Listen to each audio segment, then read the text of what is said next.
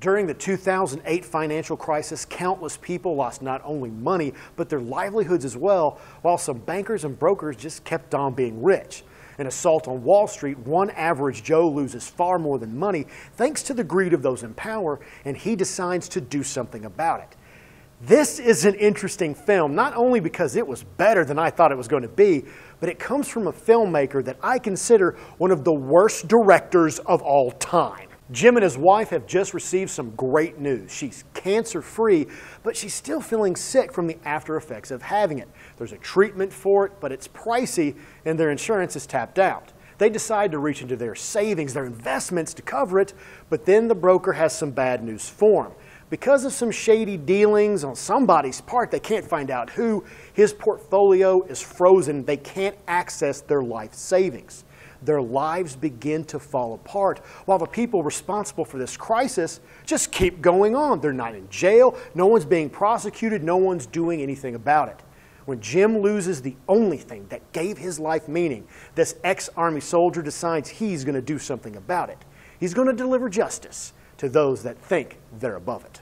This was not the bland action movie I watched to make fun of. Instead, this is a film that actually has a story. It's about Jim, a man who desperately loves his wife. He works hard and he follows the rules.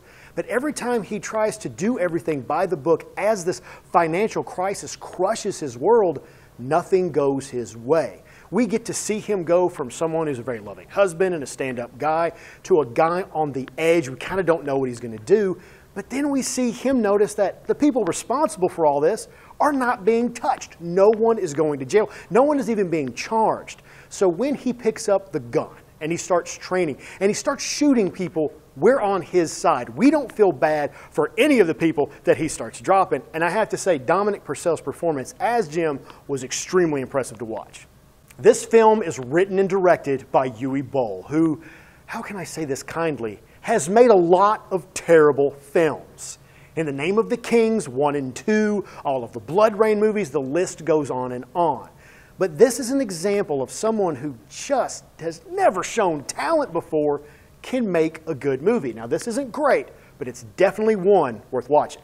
Assault on Wall Street is a bit of a puzzle for me. It's an entertaining, good movie. I enjoyed it, and I think you will as well. But it's from a filmmaker I despise. It's actually causing me physical pain to recommend it to you. But when you want to watch an understated film about how a man can become a vigilante, then this one needs to be in your queue.